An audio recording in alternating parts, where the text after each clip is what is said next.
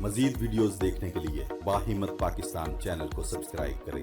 अस्सलाम वालेकुम नाज़रीन, मैं हूं नईमुर रहमान बाहिम्मत पाकिस्तान से। मोहम्मद इकबाल साहब भी बैठे हैं जो बड़े अच्छे म्यूजिशियन भी हैं और भट्टा मजदूर भी हैं, और हमारे साथ मकसूद साहब बैठे हुए हैं जो कि बड़े अच्छे डांसर भी हैं और कपड़े भी सीते हैं। वो लास्ट टाइम भी हमने आपको प्रोग्राम दिखाया था और लोगों से हमने इल्तमास की थी, सर्दियों का मौसम चूँकि आ रहा है अभी, हमें अब जैकेट्स दें, हमें वो गर्म कपड़े दें, रज़ाइयाँ दें, कंबल दें, ताकि इन्हें वक्त से पहले हम उनको जो है ये चीज़ें प्रोवाइड कर दें।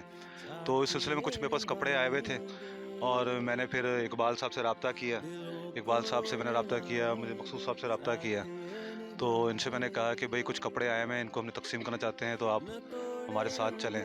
तो इन्होंने अपना टाइम निकाला, हमारे साथ आए हैं। इस वक्त हम लोग जिस लोकेशन पर मौजूद हैं, यहाँ पे आपको देख रहे होंगे पीछे कुछ बच्चे भी मौजूद हैं हमारे साथ, इनसे भी हम बातचीत करेंगे। इकबाल साहब, आप ये बताएं कि लास्ट टाइम भी हमने कपड़े यहाँ पे तक़सीम किए थे भट्टा मज़दूरों में, तो अभी हम दूसरी लोकेशन पर आए हैं जहाँ पे हम जो है कुछ लोगों को कपड़े हम तक़सीम करेंगे, गर्म कपड़े। तो इस हवाले से आप क्या कहेंगे? सबसे पहले तो मैं बाहिम्मत पाकिस्तान का बहुत शुक्रगुज़ार हूँ, और नईम और रहमान साहब आपका भी बहुत शुक्रगुज़ार हूँ कि आपने हमें इस कार्य खैर में हिस्सा लेने के लिए चुना। हमारे यहाँ पे तकरीबन ऐसे कितने मतलब यानी भट्टा मज़दूर होंगे जो यानी कि जिनको ज़रूरत है ऐसे कपड़ों की, मतलब कोई अंदाज़ा, कोई ऐसी? नहीं सर, इनका अंदाज़ा नहीं लगाया जा सकता, क्योंकि यहाँ पे हर फैमिली में तकरीबन 10 से ज़्यादा फ़र्द होते हैं, और कुल मिला के यहाँ पे 50 से ज़ायद फैमिलीज़ रहती हैं। अंदाज़ा नहीं लगाया जा सकता कि किस किस को ज़रूरत है, लेकिन हम जो कोशिश कर रहे हैं उससे कुछ लोगों को फ़ायदा ज़रूर होगा इंशाल्लाह। लास्ट टाइम मुझे ये बताई थी बात आपने कि आप यहाँ पे एक बड़ा इशू है, भट्टा पे कर्ज लेना पड़ता है आप लोगों को, कोई मजबूरी होती है ख़ास, या कोई शादी का मौका है या कोई इमरजेंसी है, उस वक्त आप ये चीज़ जो है वो अवेल करते हैं, या ये बाकायदा कोई शर्त है कि आपको लोन लेना पड़ता है पहले से? नहीं सर, ये शर्त नहीं है, लेकिन मजबूरियाँ ऐसी होती हैं। अभी देख लें कि जब मेरे वालिद साहब की डेथ हुई थी, उनके वो पहले बीमार थे, तब हमें कर्ज़ लेना पड़ा। वो कर्ज़ उन पे लगा, लेकिन वो हम पे नहीं कर पाए। फिर आहिस्ता-आहिस्ता तकरीबन 6 साल हो गए थे। उसके बाद वो कर्ज़ तो उतरा नहीं, बारिशें हो गईं, तो कर्ज़ नहीं उतर सका। बैंक को आप लोन नहीं भरते तो वो आपके ऊपर एक चार्ज लगता जाता है, तो ऐसा कोई सिलसिला भी है आपके इधर? नहीं, ऐसा कोई सिलसिला नहीं है। हाँ, इतना है कि अगर जिसके ऊपर कर्ज़ नहीं है ना, वो तकरीबन 100 रुपीज़ पर 1000 ईंट का ज़्यादा होता है उसका। अच्छा। और जिसके ऊपर कर्ज़ है वो 1000 पर 100 रुपए वो कम लेगा, और उस पे जो कटौती होगी, मतलब अगर 15,000 का काम हुआ है तो उसको ज़्यादा से ज़्यादा 10,000 पर वीक मिल जाएंगे। ठीक हो गया। अच्छा मकसूद साहब, मुझे ये बताएं कि रात को भी काम कर रहे होते हैं, दिन को भी काम कर रहे होते हैं, तो ये मतलब क्या टाइमिंग की जो होती है ये आपके ऊपर होती है सारी, कि रात को करना है दिन को करना है? जी, ये गर्मी पे डिवाइड होता है, क्योंकि गर्मी में मज़दूर जो बटल मज़दूर हैं वो काम नहीं कर सकते, क्योंकि वो अपने बच्चों का पेट तो पाल सकते हैं। वो रात को फिर अंधेरे में अपना काम करते हैं। जब दिन गर्मी में शिद्दत हो जाती है तो उसके बाद वो छोड़ देते हैं। जब अपने पेट पालने के लिए वो मज़दूर हैं, जो उनके अखराजात हैं वो ज़्यादा हैं, और उसके बावजूद देखा जाए तो गरीबी उतनी अप्रोच नहीं है उसमें। ये बात आप मुझे बताएं इकबाल साहब के फ्यूचर प्लान्स क्या हैं आपके, क्या आपने इरादे बनाए हुए हैं? जी, मेरा तो फ्यूचर प्लान्स में ये सब कुछ शामिल है कि मैं अपने जो मज़दूर भाई हैं उनको साथ लेके चलूँगा, और बाहिम्मत पाकिस्तान की जो टीम है उनके साथ चलूँगा, और जो कि मेरा म्यूज़िक का काम है तो उसमें जो भी इनकम होती है उसका जो 30% है वो मैं वेलफेयर ट्रस्ट को इंशाल्लाह ज़रूर दूँगा। ये बड़ी ज़बरदस्त आपने बात की, और ये यकीन करें आप कि ये एक भट्टा मज़दूर जो कि एक आम सा मतलब कि जिसके ऊपर कर्ज भी है और वो अपने टाइम को कैसे मैनेज करता है, उन्होंने एक बहुत बड़ी बात कह दी। मैं एक दफ़ा आपको सुनाता हूँ वाक़या कि मैंने कुछ लोगों के लिए, कपड़ों के लिए मैंने कुछ आवाज़ उठाई थी, जिसके लिए मैंने एक टारगेट रखा था कि मुझे इतने कपड़े चाहिए। तो मैं वो टारगेट अपना अचीव नहीं कर पा रहा था। तो मैं थोड़ा सा मायूस भी था, तो मैंने फिर 1-2 लोगों से डिस्कस की। मैंने कहा यार कि मैं मतलब वो टारगेट जो है अचीव नहीं कर पा रहा हूँ। तो मुझे उन्होंने बड़ी अच्छी एक बात बोली, जिससे मेरा हौसला बढ़ा। उन्होंने कहा कि नहीं, अगर आप किसी एक बंदे को भी सूट दे देंगे ना, किसी एक शख्स को भी, तो ये मतलब उसकी दुआ जो है वो आपको जो है इंशाअल्लाह ताला जो है आपको बहुत आगे तक ले जाएगी। तो मुझे मुझे हौसला हो गया। मेरे फिर ज़हन में ये बात हुई कि यार कि नहीं, क्वांटिटी पे काम नहीं करना, काम ये करना है कि जितना हो सके हम जितना मेरे पास मतलब आता है, जितना मैं कर सकता हूँ, कम से कम हमें वो करना चाहिए। हमें एक जो है वो एक टारगेट लेके हम नहीं चल सकते। तो यही बात इन्होंने कही, म्यूज़िक से जो हासिल होने वाली रकम है उससे मैं 30% जो है वो वेलफेयर्स पे लगाऊँगा। और ये इसी तरह ही ये देखें, एक आम सा नौजवान जो है, जो कि मकरूज़ है बंदा ये और बड़ी मेहनत कर रहा है, ठीक है? वो ये इतनी अहम बात बोल रहा है कि मतलब इन चीज़ों से हमें भी जो है मतलब हौसला पैदा होना चाहिए, आप सब में हौसला पैदा होना चाहिए।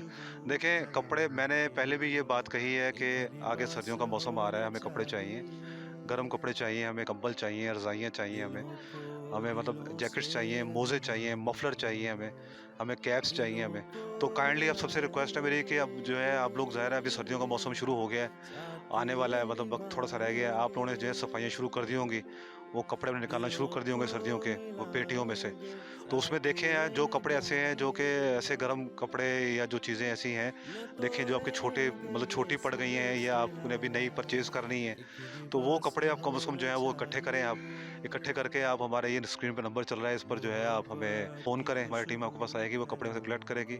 और इसी तरह हम आपको लाइव सब दिखाएँगे कि हम कपड़े आपसे लेकर कहाँ पे हम डिस्ट्रीब्यूट कर रहे हैं। सर्दियाँ होती हैं 2 ढाई महीने की सर्दियाँ, तो हमें इनको पहले से ही जो है ना फुलफ़िल करना है। तो इकबाल साहब, आप इस बारे में लोगों से क्या कहेंगे कि इस वक़्त जैसे आपको पता है कि सर्दियों का टाइम आने वाला नज़दीक पहुँच गया है, तो ज़ाहिर है लोग घरों से अब कपड़े निकाल रहे हैं, वो क निकालना शुरू कर दिए होंगे पेटियों में से। तो क्या ख़्याल है आपका कि लोगों को ऐसा मतलब इनको करना चाहिए? जी, बिल्कुल ज़रूर करना चाहिए, क्योंकि अगर हम गरीबों के नहीं बन सकते, उनकी तकलीफ़ों में हम नहीं साथ देंगे तो कौन देगा? अच्छा मकसूद साहब, ये बताएँ कि ये अभी सीज़न जो सर्दियों का आ रहा है, अभी लोग कपड़े भी निकाल भी रहे होंगे। इस सिलसिले में आप लोगों को क्या पैगाम देना चाहेंगे? क्या कहना चाहेंगे? क्योंकि वो कपड़े आपको पता है पड़े-पड़े छोटे भी हो जाते हैं। अच्छा, बाज़ कपड़े मैंने ऐसे भी देखे हैं, क्योंकि मैं खुद भी अपने घर में मतलब देखता हूँ, तो कुछ कपड़े ऐसे होते हैं जो पड़े रहते हैं, 3-3 साल से पड़े हुए हैं, उसको हम पहन नहीं रहे होते। तो इन कपड़ों के बारे में आपकी क्या राय है? क्या वो कपड़े मतलब लोग अगर हमें दें, तो मैं समझता हूँ कि हम लोगों की अच्छी तरीके से खिदमत कर सकते हैं। क्यों नहीं कर सकते हैं ये खिदमत, क्योंकि घर पे बावजूद वो क्या करते हैं फालतू में, तो उस गरीबों में देने तो उनका हक बनता है।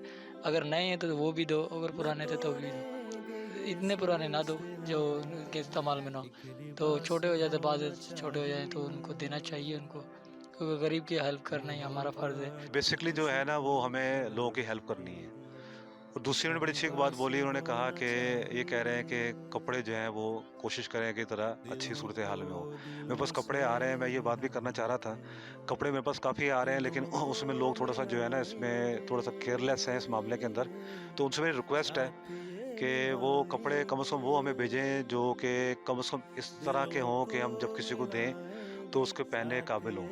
दूसरा ये मेरी आप लोगों से गुज़ारिश है कि आप कपड़े जो हैं धोकर हमें दिया करें, क्योंकि हमारे पास अभी इतना इस तरह का अभी तक सेटअप नहीं बना कि हम कपड़े धो के जो है उनको फिर इस्त्री करें। हमने इस्त्री तो हम कपड़े कर रहे हैं, और हम जो है उसको शॉपर भी करते हैं, उसको पैक भी करते हैं। तो ये चीज़ें हम अपने तौर पे कर रहे हैं सारी चीज़ें। तो लेकिन इसमें रिक्वेस्ट मेरी आप सबसे ये है कि कपड़े कम से कम आप कोशिश करें कि कहीं से फटा हुआ ना हो कपड़ा। ठीक है, अगर सिलाई निकली हुई है तो उसको आप सिलाई करके दे दें। ठीक है, मैं ये बात नहीं करता हूँ, देखें कपड़े हम यहाँ पे कोई ऐसी नखरे वाली बात नहीं है कि हम यहाँ पे ये बात करें कि भई नहीं, हमें बड़े आला किस्म के कपड़े चाहिए वरना हम कपड़े नहीं पहनेंगे। बात ये नहीं है। बात एक होती है कि रिस्पेक्ट की होती है, कि हम जब किसी को चीज़ दें तो वो यानी कि इतने आला तरीके से वो उसको पेश की जाए ना, कि उसको ये महसूस हो कि यार कि मैं जिसके सामने खड़ा हूँ या जिससे मैं चीज़ ले रहा हूँ कि ये मेरा अपना ही है।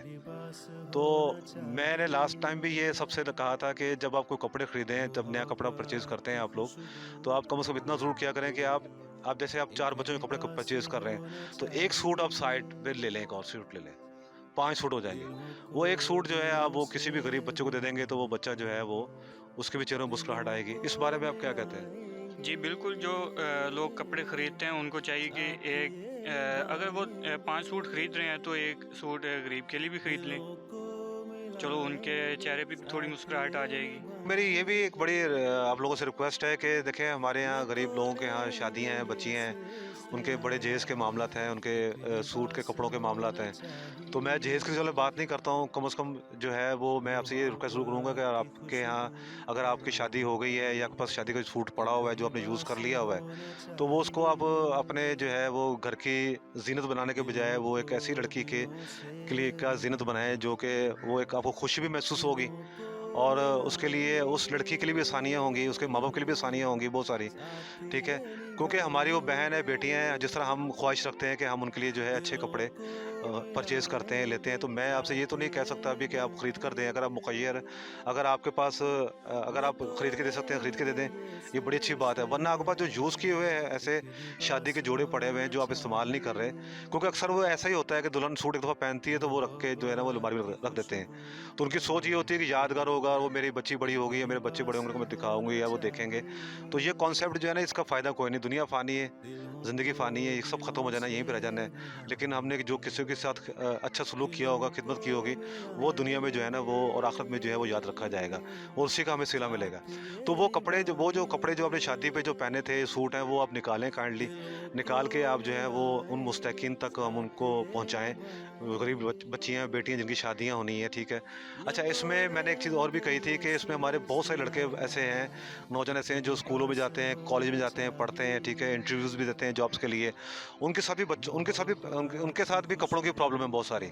अब मिसाल के तौर पे एक लड़का है, उसने इंटरव्यू देने जाना है कहीं पे, तो वो एक गरीब घराने का बच्चा है वो, तो वो उसके पास कपड़े अच्छे नहीं हैं इंटरव्यू दे, क्योंकि जब हम इंटरव्यू देने जाते हैं तो वहाँ पे बहुत सारे तकाज़े ऐसे होते हैं जिन्हें हमें पूरा करना होता है, जिसमें आपको अच्छा लिबास पहन के जाना है आपको, ठीक है। लिबास वेलफेयर ट्रस्ट की जो कोशिश है वो ये है कि लिबास सबका एक जैसा हो, ठीक है। जब हम घर से बाहर निकले तो हम सब एक जैसे दिखें, हमें कोई फ़र्क महसूस ना हो कि वो गरीब का बच्चा है, वो अमीर का बच्चा है। तो तन में जो जिस्म में हमने अंदर जो हमने खाया पिया है वो तो जिस्म के अंदर छुपा रह जाता है, लेकिन जो पहना होता है वहीं से सब कुछ महसूस होता है। तो क्यों ना हमारे जो छोटे बच्चे हैं, बच्चियाँ हैं, जो बड़े-बड़े बहन-भाई हैं, जो मुश्किल हालात में जो है वो सिर्फ़ रोटी के लिए अपना बंदोबस्त कर सकते हैं, लेकिन अपने कपड़ों के लिए बंदोबस्त नहीं कर सकते। हम उनके लिए जो है एक रास्ता बने, उनके लिए जो है हम एक पुल का किरदार अदा करें। तो आप सबसे ये गुज़ारिश है कि आप काइंडली जो है अपने घर में जो पड़े हुए सर्दियों के जो कपड़े हैं, सर्दियों का सीज़न आ रहा है, आप लोग अभी पेटियाँ खोल रहे होंगे, उन पेटियों से वो कपड़े निकालें जो आपके यूज़ में नहीं है। जो यूज़ में है वो यूज़ करें आप, जो यूज़ में नहीं है वो हमें दें, ताकि हम इन मुस्तकीन तक जो है सर्दियों से पहले आने से पहले उन तक पहुँचा दें।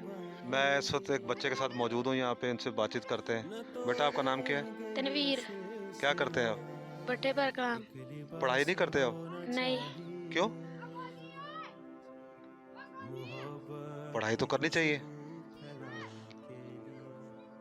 है? नहीं, पढ़ाई क्यों नहीं कर रहे हो, क्या वजह है?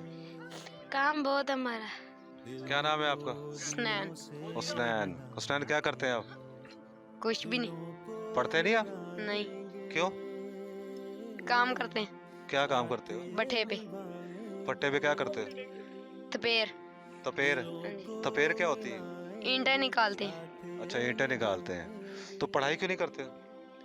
हमारे सर पे पैसे हैं। पैसे हैं? हाँ। कर्जा है? हाँ जी।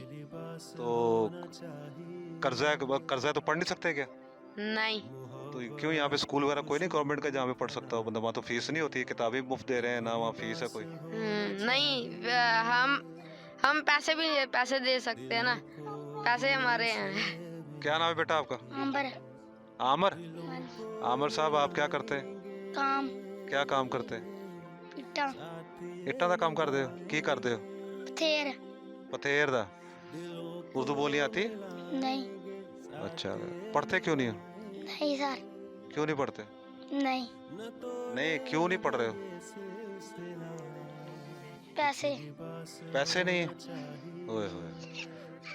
देखें नाज़रीन, ये बड़े ना अभी एक लम्हा फ़िक्रिया है ये, कि मैंने अभी 4-5 बच्चों से मैंने अभी आपकी बात करवाई है, जो यही कह रहे हैं कि भाई कोई कह रहा है कर्ज़े का मसला है, कोई कह रहा है कि पैसे नहीं है। असल में थोड़ी सी अवेयरनेस की भी यहाँ कमी है काफ़ी। तो ठीक है, पैसे बहुत ज़रूरी होते हैं, ज़ाहिर है कि एजुकेशन में पैसे ज़रूरी हैं, इसमें हमने कॉपियाँ लेनी हैं, किताबें लेनी हैं, लेकिन यहाँ पे कॉन्सेप्ट है यही वाला कि बस पैसे नहीं है तो नहीं पढ़ना। तो लेकिन यहाँ पे अवेयरनेस की बहुत ज़्यादा ज़रूरत है, यहाँ पे अवेयर करना पड़ेगा और गवर्नमेंट को भी चाहिए कि कम से कम वो ऐसा कोई एक पैकेज बनाए, कोई सिस्टम बनाए ऐसा जिसमें जो है इनको फ्री मिल सके। कुछ कपड़े हमारे पास आए हुए हैं, तो आज हम एक इलाके में आए हैं, यहाँ पे हम मुस्तकिल में तकसीम करेंगे, इसमें बच्चे भी हैं, बड़े भी हैं। तो नाज़रीन आपको ये तकसीम दिखाते हैं। एक लिबास होना चाहिए,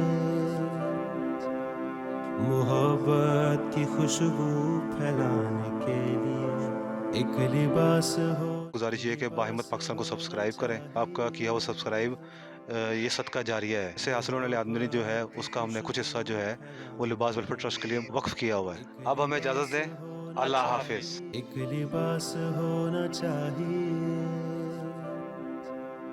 मोहब्बत की खुशबू फैलाने के लिए एक लिबास होना चाहिए। दिलों को दिलों से मिलाने के लिए दिलों को मिलाएंगे, साथ ये निभाएंगे। दिलों को मिलाएंगे, साथ ये निभाएंगे, न तोड़ेंगे ये सिलसिला। एक लिबास होना चाहिए, मोहब्बत की खुशबू फैलाने के लिए एक लिबास होना चाहिए। दिलों को दिलों से मिलाने के लिए एक लिबास। मजीद वीडियोस देखने के लिए बाहिम्मत पाकिस्तान चैनल को सब्सक्राइब करें।